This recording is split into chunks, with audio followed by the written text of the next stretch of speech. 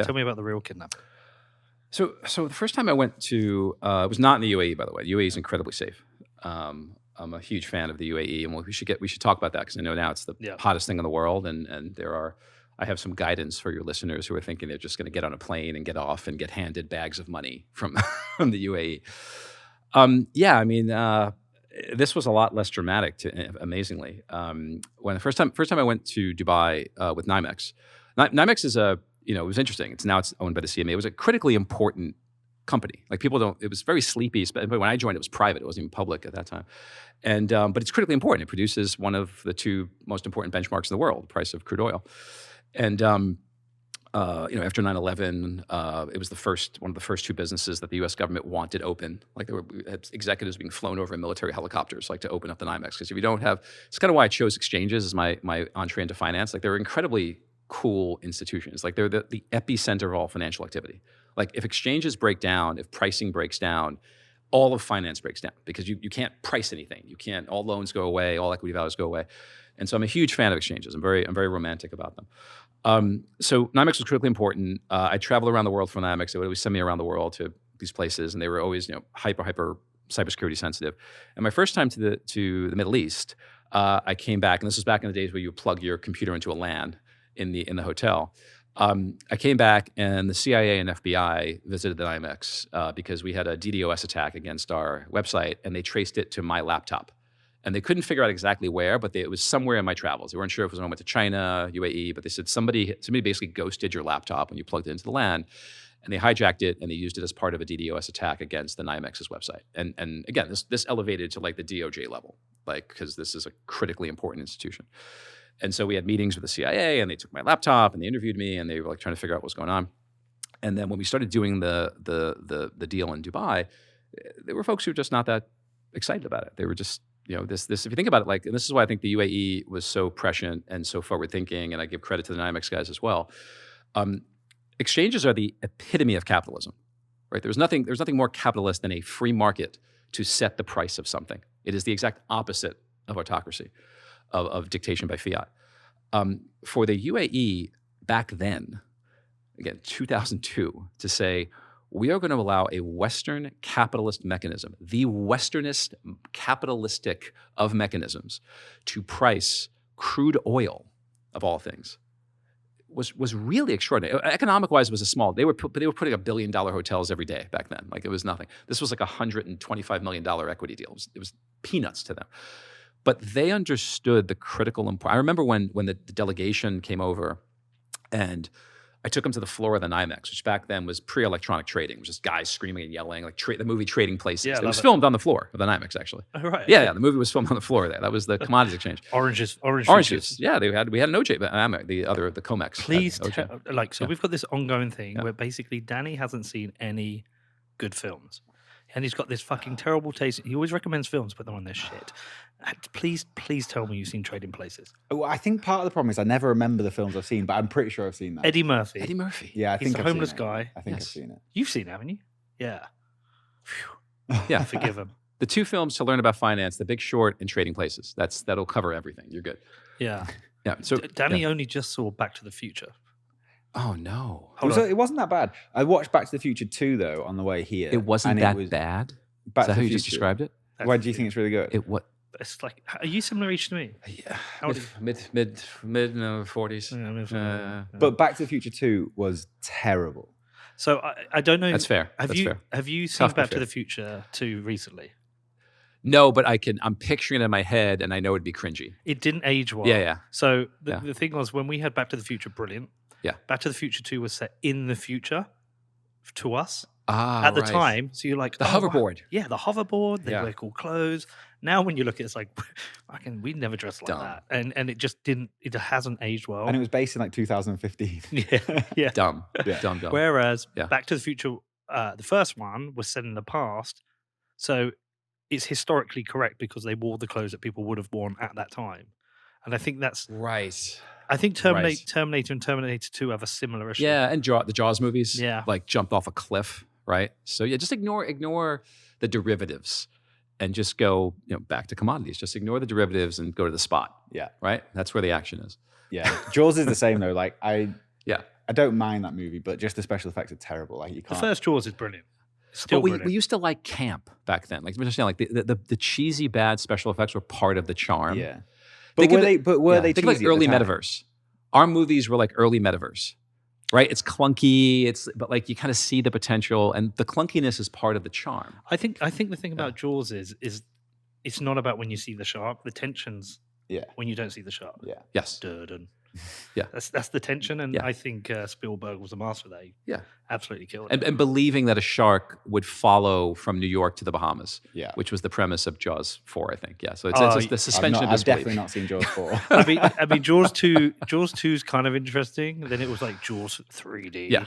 Then it was like, dude, Yeah. to take your family and move to Wisconsin, like get inland. Yeah. Like this is the plot holes are just too much. Well, I'm glad you've seen Trading Places. So okay, so back to this was incredibly. I'll forever be indebted because it was the most interesting thing I've done in my career. But forever be indebted to the forward-looking nature of the UAE government to realize we need this. So they came to New York, and I told them about after 9/11, like this was and they saw the floor of the exchange, and they got it. They said, okay, we want to build a financial center that's globally respected. And I told them a story about when I was traveling to China. I'm in rural China. Turn the TV on in the hotel, no English channels. I see NYMEX crude oil prices. And I remember the guy from Dubai, I remember his eyes getting big. He's like, I want the world to see prices emanating from Dubai. That's what makes a financial center is information emanates. Now, we may move eventually to a world of pure decentralization where none of this matters. I don't think it'll happen purely in my lifetime. So for at least a few more lifetimes, I think sources matter. So the source of truth for what a price of crude oil is comes out of, back then, only New York. Now it's New York and Brent. I said, you should want that. Most of the oil comes from your part of the world. Why shouldn't you own that pricing as well? And he got it, man. And he said, wait till you come to my gold souk. You'll understand. And when I took the NYMEX board guys who were very skeptical, I took up the gold souk in Dubai, and they looked around. They were like, oh, shit, this is the NYMEX floor. These guys get it. They're traders. They understand. There's like 1,000 guys screaming and yelling, setting gold prices at the souk in Dubai. But there were some folks who didn't like this idea. We were warned. We were warned, there's going to be people who don't like it. And they give you what's called KNR insurance and kidnap and ransom and KNR training. And they tell you, they say, okay, here's what happens. There's a lot, most kidnappings are economic in nature. And they tell you, they give you, that here's characteristics that it's an economic kidnapping. And if that's the case, you don't fight. You don't fight because they'll call us, we'll negotiate a fee, and you'll be released. Like that's how it works. And then they tell you they give you hints if it's non-economic, if it's political or religious or whatnot. And then it's like the advice, I don't know if you dive, but the advice is like, if you get attacked by a shark, if it's a bull shark, fight like hell. Other sharks tend to nip and then go away. Quietly move away, try not to be like a fish. But if it's a bull shark or a bear, fight like hell because they're going to kill you. Just out of interest, how do you fight a shark? Gills, eyes, okay, and gills. Don't try to punch it. Punch it in the nose. There's a myth that they are sensitive in the nose, that they have a mass of nerves, but they have fat around it. So punching a shark in the nose, then if you try, you'll miss, and your fist will probably go in the mouth, and it'll tear your arm off. So if you can hook the gills, they're sensitive there because you cut their breathing off. So if you get your hands in their gills, they want to shake off to breathe. And then obviously you can gouge their eyes if you can. I mean, ideally, really it's just about trying to make yourself harder. And then bear, I think you're supposed to cover your neck and go in a ball. I mean, it's hard. It's hard to go into training for that. There's no no real shark fighting. Especially now, remember, I knew how I acted in life or death situations, and I turned into a puddle, right? So I'm not, But anyway, just out of interest, did I ever tell you the bear story? You have a bear story? I don't think so. No, I don't have a bear story as such. It was more just kind of funny.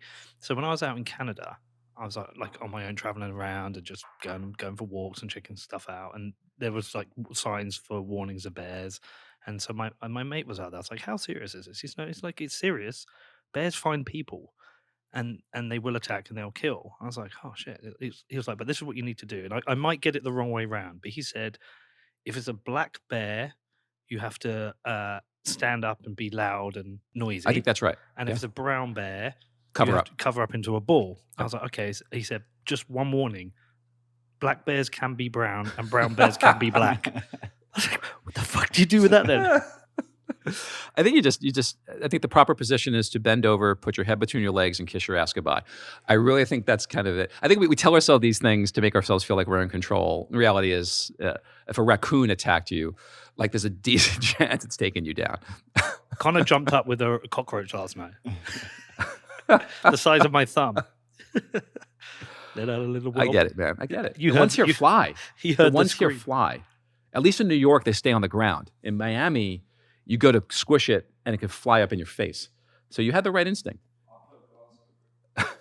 You were brave. I was really proud of you. No, I didn't. Shh. Don't tell anyone, Connor. It's our secret. All right. So anyway. Yeah. So long story short, I really don't love talking about this because this kind of brings back some bad memories. But I was not in the UAE. It was a different part of the world, working on the project, and was really stupid and forgot all the training and had a driver and went downstairs, and it was a different guy, and he said, "Oh, it's my cousin.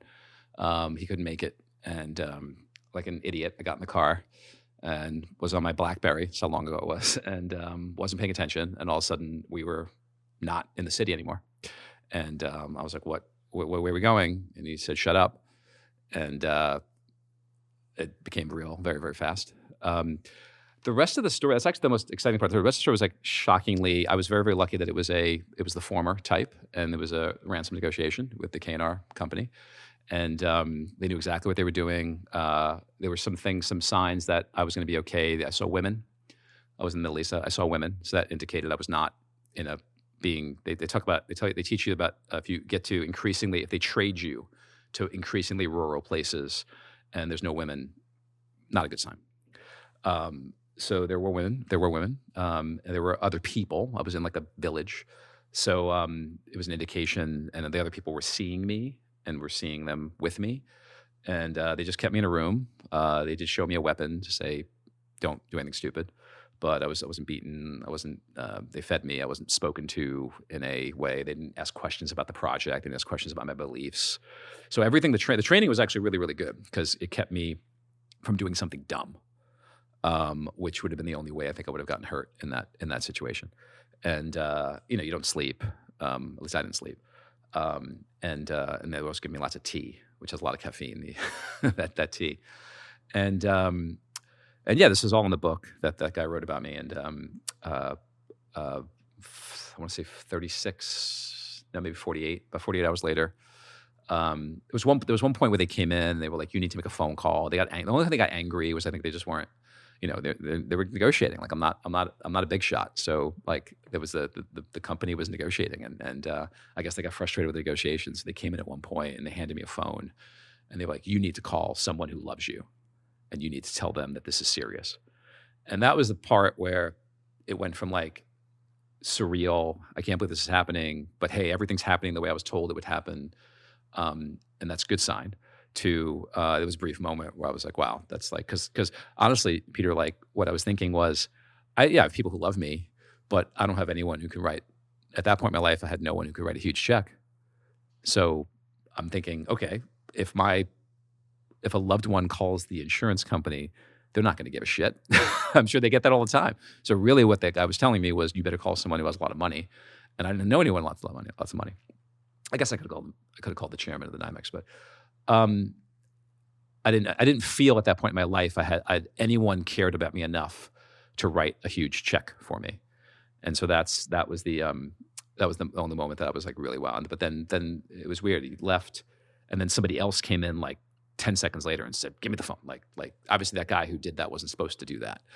So they were fighting amongst themselves about best way. And then they reached a bid-ask spread, and a market maker came in and hit the bid. And they put me in a car, and they took me 2 blocks away from the U.S. Embassy and said the embassy's that way, because they had taken my passport. And then that was it. And were you done with the UAE at that point? Well, again, it wasn't the UAE. Oh, was that sorry, not the UAE? Wherever you were. Sorry, wherever you were. No. I think like those people get bit by sharks and go back in the water. I think that was a lightning strike type situation. I processed that better than the fake kidnapping, because I remember my buddy who was a lot older, wiser, and more successful than me. I was stressing about it. I thought I was scared to go back, and he said to me, Johnny, you're not. People just call me Johnny back then. He goes, Johnny, you're nobody until somebody sues you, and you're really nobody until somebody tries to kidnap you. And so he convinced me that like I was doing something important with my life. And then he said to me, "You're always talking about stories." He's like, "Holy shit, you got a story, man." And I was like, I don't want to be a hypocrite. Like I preach this gospel of he who dies with the best stories wins, and now I'm going to shit my pants and not lead an interesting life because of this.